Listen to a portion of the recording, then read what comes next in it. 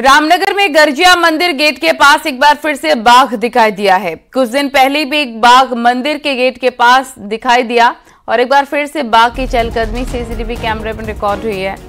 उधर टेड़ा के पास ग्रासलैंड के आसपास भी लोगों ने टाइगर की मूवमेंट देखी है। रामनगर के आसपास इन वन्य जीवों से डर का माहौल बना हुआ है।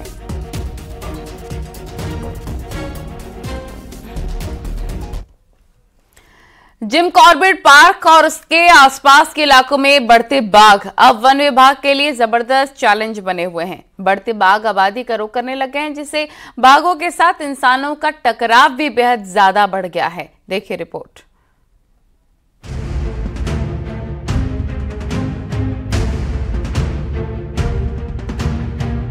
बढ़ते बाघों से वन महकमे के माथे में भले ही शिकन हो, लेकिन वन्यजीव प्रेमियों को लगता है कि विभाग के पास अभी इसका कोई ठोस उपाय नहीं है।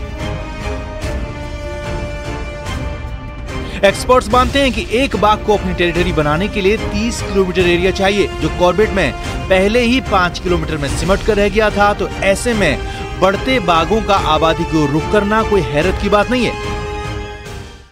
देखिए, कैरिंग कैपेसिटी की जहां तक बात है, कॉर्बेट पार्क का एक निश्चित क्षेत्रफल है, वहाँ पर बाघों की तादाद संरक्षण के चलते बहुत ज़्यादा हो गई है। तो ऐसी स्थिति में वो बाघ बाहर निकल रहे हैं और निकलते निकलते जो है अल्मोड़ा जिले तक पहुँच गए हैं, पिथौरागढ़ तक पहुँचने की भी सूचना है कि इनकी संख्या बड़ी है डेफिनेटली, और इनको टेरिटरी बनाने के लिए कम से कम 30 स्क्वायर किलोमीटर का बड़ा इलाका चाहिए। अगर वो दूसरी टेरिटरी में आएगा तो दूसरा टाइगर उसको मार देगा, तो उनको नई टेरिटरी ढूंढनी है। इस वजह से टाइगर इवन नैनीताल में आपने देखे, लड़िया काटा में देखा। कॉर्बेट से लगे बफर जोन में बाघों को आसानी से शिकार और खाना मिल जाता है और वन विभाग मानता है कि इस वजह से भी बाघों ने कॉर्बेट के बाहर रुख किया है। हालांकि अब वन विभाग खुद के बजाय प्रकृति से ही सब कुछ ठीक हो जाने की उम्मीदों में। टाइगर्स का बिहेवियर पिछले कई समय से चेंज भी हुआ है। जो बफर के टाइगर्स हैं वो आबादी के क्षेत्रों के आसपास आके जो जानवर बाहर, आवारा जानवर जो बाहर घूमते हैं, उनका भी शिकार कर रहे हैं। तो इजी प्रे की तरफ भी मूवमेंट टाइगर्स का बढ़ा है। बाघों की जो संख्या है उसका धारण क्षमता के साथ सीधा सीधा संबंध है, और यकीन मानिए कि प्रकृति के अपने नियम हैं और वो धारण क्षमता से बहुत ज़्यादा बाहर नहीं जा सकते हैं। आपको पता है कि उत्तराखंड वन विभाग ने भारतीय वन्यजीव संस्थान के साथ इस पर निरंतर काम किया है। बढ़ते बाघ अब पहाड़ भी चढ़ने लगे हैं। अल्मोड़ा और भीमताल तक बाघ का पहुंचना चिंता की बात है। ऐसे में बाघों की बढ़ती आबादी आने वाले वक्त में लोगों के लिए और मुसीबतें बढ़ा सकती है, जिसके लिए विभाग को जमीन पर ठोस कार्रवाई करने की जरूरत है। न्यूज़ 18 के लिए रामनगर से गोविंद पाटनी की रिपोर्ट।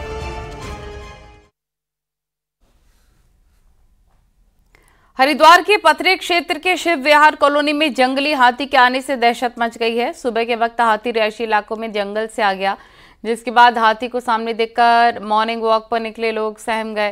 स्थानीय लोगों का कहना है कि कई बार जंगल से रिहायशी इलाकों में आ रहे हाथी और इसकी शिकायत कई बार वन विभाग से की गई है, लेकिन वन विभाग ने कोई कार्रवाई नहीं की। वन विभाग की कार्यप्रणाली के खिलाफ लोगों में काफी रोष है।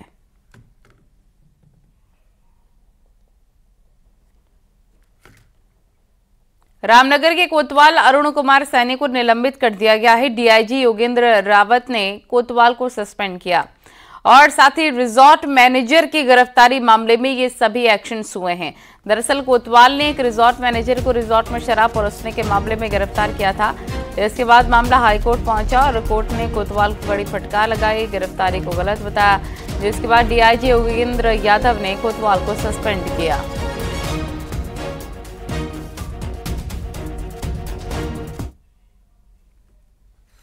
रामनगर में एक तेज रफ्तार कार ने 3 लोगों को अपनी चपेट में ले लिया। तीनों घायल अस्पताल में भर्ती हैं, जहां उनका इलाज चल रहा है। बताया जा रहा है कि रानी खेत रोड में रोडवेज बस स्टेशन के पास ये घटना हुई। कार ड्राइवर को पुलिस ने हिरासत में ले लिया है।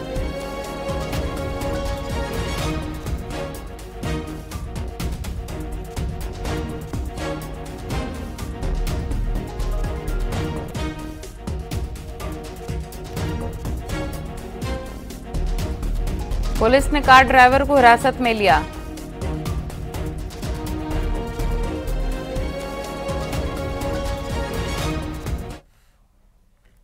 ऋषिकेश में साल 2018 में तकनीकी खामियों को देखते हुए विश्व प्रसिद्ध लक्ष्मण झूला पुल को आवाजाही के लिए बंद कर दिया गया था और इसी के पास बजरंग सेतु का निर्माण शुरू हुआ, जिसे साल 2023 में बनकर पूरा होना था, लेकिन लेट लतीफे के चलते वो अभी तक नहीं बन पाया। वहीं लक्ष्मण झूला पुल बंद होने से यहां पर विदेशी पर्यटकों के साथ साथ लोकल पर्यटकों का आना जाना भी बंद हो गया है। वहीं पीडब्ल्यूडी सचिव ने भी बजरंग पुल का निरीक्षण किया और कार्यदायी संस्था को लेट लतीफे के लिए फटकार लगाई है। इसके साथ पुल निर्माण काम में तेजी लाने के निर्देश भी दिए गए। विश्व का सैलानी तो बहुत आता था वहाँ पे। विश्व के सैलानी के अलावा जो है हिंदुस्तानी भी बहुत आते हैं। सारे सबका क्रेज जो है लक्ष्मण झूला की तरफ ही है, लेकिन अब जो है ना तो विदेशी लोग आ रहे हैं और ना ही इंडियन लोग ज्यादा आ पा रहे हैं। और धीरे धीरे करके जैसे सबको लोगों को पता लग रहा है, वैसे वैसे ये लोग और कम होते जा रहे हैं। इस सब तरह से करके 24 घंटे अगर काम चलेगा तो हम लोग उसको टाइम में कंप्लीट कर सकते हैं। अभी जो शेड्यूल उन्होंने दिया है वो जुलाई तक का शेड्यूल है कि मार्च तक ये लोग डेक वगैरह बना देंगे, उसके बाद जुलाई तक ये लोग ट्रैफिक के लिए खोल रहे हैं। हम लोग ये प्रयास कर रहे हैं कि जो जितनी जल्दी हो सके उतनी जल्दी पूरा करें, और जो टाइम शेड्यूल है, डे टू डे वाला जो शेड्यूल है, उसमें डिले नहीं हो किसी तरीके का। बड़ी मुश्किल से प्रदेश में सरकारी पदों पर भर्ती निकलती है। अब निकल गई तो उसे गड़बड़ी और नकल से बचाना ही बहुत बड़ा चैलेंज हो जाता है। ऐसे में इन तमाम मुश्किलों के बाद अब आलम यह हो चला है कि एग्जाम का पूरा प्रोसेस होने के बाद भी अलग अलग डिपार्टमेंट में 1000 से ज्यादा युवा ज्वाइनिंग लेटर का इंतजार कर रहे हैं।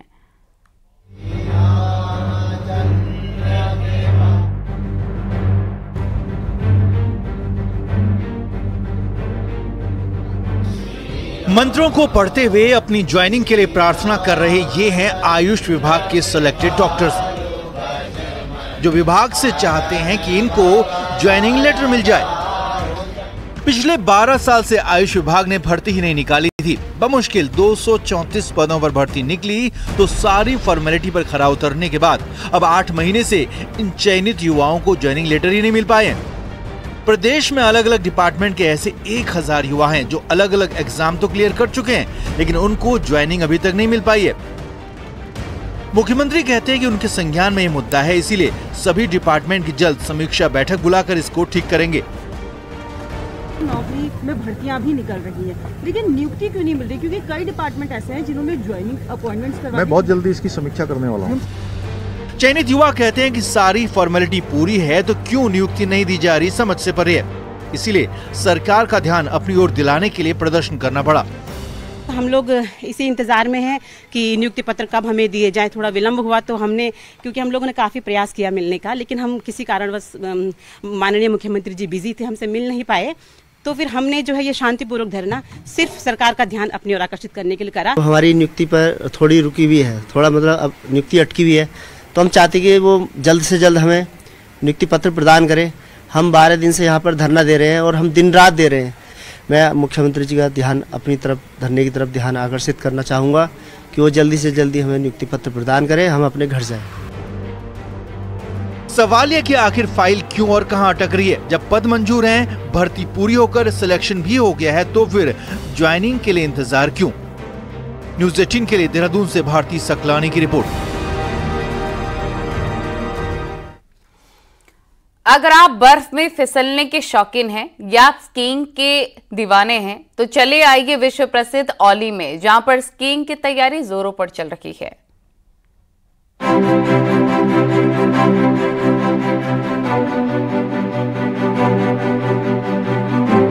2500 फीट की ऊंचाई पर स्थित उत्तराखंड का सबसे मशहूर पर्यटक स्थल औली है, जहां बर्फबारी के बाद नजारे काफी खूबसूरत हो गए हैं और बर्फबारी होते ही स्कीइंग खेलों की उम्मीद भी बढ़ जाती है।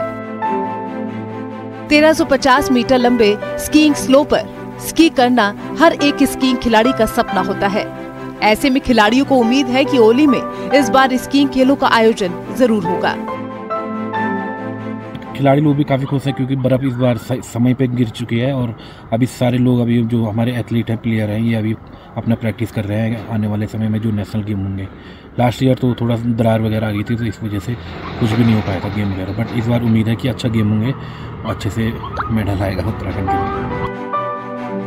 औली में इस बार इंडियन ओलंपिक संघ के द्वारा 2 फेस रेस नेशनल स्कीइंग के साथ साथ माउंट ट्रेनिंग स्कीइंग खेल प्रस्तावित है, जो जनवरी और फरवरी महीने में हो सकते हैं। अगर बर्फबारी हुई तो जनवरी महीने में भी इन खेलों का आयोजन हो सकता है, जिसकी तैयारी ओलंपिक संघ कर रहा है। पूरी बर्फ होती है जनवरी या फरवरी में, ये इवेंट यहाँ पे होंगे और इस बार यहाँ पे सीनियर अल्पाइन इसकी रेसेस होनी है, इसके साथ नॉर्डिक स्नोबोर्डिंग और एक नया इवेंट है इसकी माउंटेनरिंग, वो भी इस बार ओली में आयोजन होगा। क्या इसमें विदेश से खिलाड़ी पहुंचेंगे? जी, इसमें कितना स्नोफॉल होता है इस पे निर्भर करता है। ओली में गढ़वाल मंडल विकास नगर के द्वारा स्थानीय खिलाड़ियों के लिए विदेश से भी स्कीइंग के लिए स्की मंगाई गई है, जो आधुनिक तकनीक से लैस है। हालांकि स्की हर साल नए नए तरीके से तैयार की जाती है, लेकिन फिलहाल ओली में जापान, स्विट्जरलैंड, रूस जैसे देशों से स्की मंगाई गई है। ओली पर मौसम मेहरबान रहा तो ओली में स्कीइंग का रोमांस भी बढ़ेगा। देश और दुनिया से स्कीइंग खिलाड़ी ओली पहुंचेंगे, जिससे पर्यटक स्थल पर रौनक भी बढ़ेगी और स्थानीय कारोबारी को फायदा भी होगा। न्यूज़ 18 के लिए चमोली से नितिन सेमवाल की रिपोर्ट।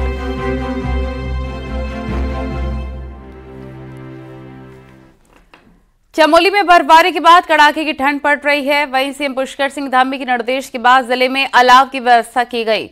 सभी पर्यटक स्थलों पर अलाव जलाए जा रहे हैं ताकि सैलानी और स्थानीय लोगों को ठंड से बचाया जा सके। चमोली के जोशीमठ, गोपेश्वर, कर्णप्रयाग, नंदप्रयाग में अलाव की व्यवस्था की गई है। जोशीमठ द्वारा शीतकाल को देखते हुए लगातार नगर क्षेत्र के विभिन्न स्थानों पर अलाव की व्यवस्था निरंतर जिलाधिकारी महोदय और प्रशासन के आदेश पर की जा रही है। चक्राता के जौनसार में बूढ़ी दिवाली का समापन धूमधाम से हुआ और हरिण और हाथी नृत्य को देखने दूर दूर से लोग पहुंचे। देखिए रिपोर्ट।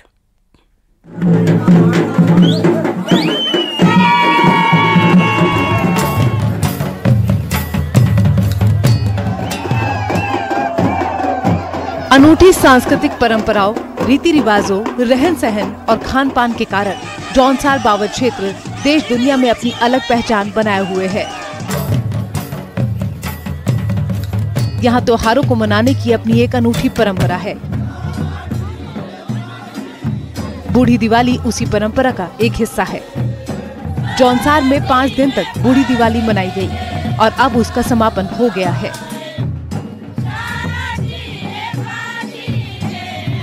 तो ये त्योहार इसलिए एक माह बाद मनाया जाता है कि इस समय खेती बाड़ी के बहुत अधिक काम होते हैं। ये सब संपूर्ण क्षेत्र है, ये बागवानी और कृषि पर आधारित क्षेत्र है, पशुपालन पर आधारित क्षेत्र है और इसलिए चूंकि त्योहार मनाने की परंपरा यहाँ बहुत वैभव संपन्न तरीके से त्योहार मनाते हैं, धूमधाम से त्योहार मनाते हैं, तो काम की अधिकता के कारण एक माह बाद जौनसार बावर में दीपावली मनाई जाती है।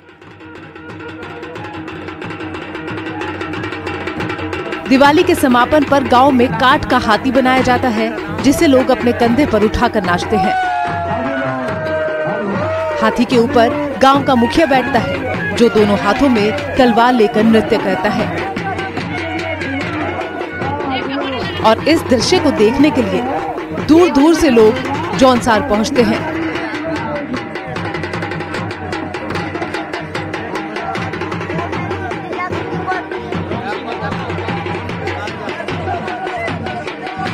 जौनसार बावर की अनूठी लोक संस्कृति विश्व प्रसिद्ध है। बूढ़ी दिवाली उसी लोक संस्कृति का एक अभिन्न अंग है। ये दिवाली क्षेत्र के आराध्य देव 4 महासु देवताओं को समर्पित होती है। आपसी सौहार्द के प्रति जौनसारी दिवाली में लोग मिलजुल कर एक दूसरे का सहयोग करते हुए जश्न मनाते हैं। न्यूज़ 18 के लिए चक्राता से कुलदीप चौहान की रिपोर्ट। चमोली के किरोली गांव में पांडव नृत्य की धूम है। किरोली गांव में बड़े ही हर्षोल्लास के साथ पांडव मेले का आयोजन किया जा रहा है। पांडव नृत्य पहाड़ों में गांव के खुशहाली समृद्धि के लिए हर साल मनाया जाता है। इसमें पांडव मनुष्यों पर अवतार लेकर ढोल दमाऊ की ताल पर नृत्य करते हैं और अपने भक्तों को दर्शन देते हैं।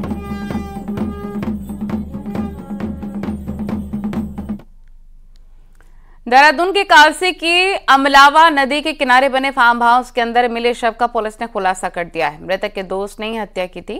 23 नवंबर को शव फार्म हाउस के अंदर से मिला था। पुलिस ने जब मामले की तफ्तीश की तो सीसीटीवी में मृतक संदीप का दोस्त जूते पहनकर फार्म हाउस के अंदर जाते दिखा, लेकिन वापसी में संदीप का दोस्त नंगे पैर ही बाहर आता सीसीटीवी में नजर आया, जिसके बाद पुलिस ने संदीप के दोस्त शिव सिंह राणा से पूछताछ की।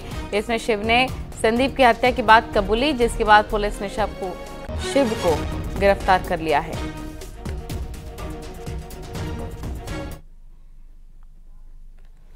टिहरी जिले में 108 एम्बुलेंस सेवा की बदहाल स्थिति बनी हुई है, जिससे दूरस्थ क्षेत्रों में मरीजों को परेशानियों का सामना करना पड़ रहा है। जिले में 22 एम्बुलेंस सेवा चल रही हैं, लेकिन कई एम्बुलेंस मेंटेनेंस के चलते रास्ते में खराब हो जाती हैं, तो कुछ एम्बुलेंस सेवा के टायर पूरी तरीके से घिस चुके हैं। टिहरी जेल में संचालित बोट एम्बुलेंस सेवा के तो और बुरे हाल हैं।